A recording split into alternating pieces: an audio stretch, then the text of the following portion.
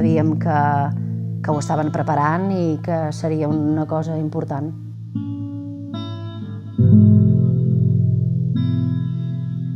Hi ha gent que no s'ho creia, jo sí que m'ho vaig creure.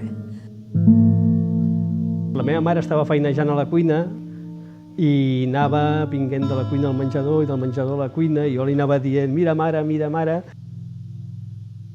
era una cosa impossible, semblava,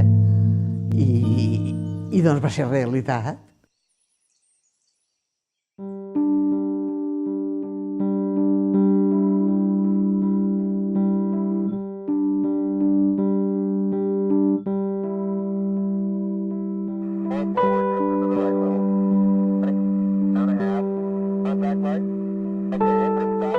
El meu pare és com jo, superaficionat amb aquestes coses i per tant ho va viure molt intensament.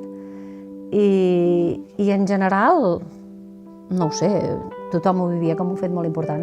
Ho vam comentar, ho has vist, ho has deixat de veure i sí, era una cosa especial perquè era una cosa única. He tingut sort de poder veure una cosa així. Que en canvi n'hi haurà molts que no l'han viscut,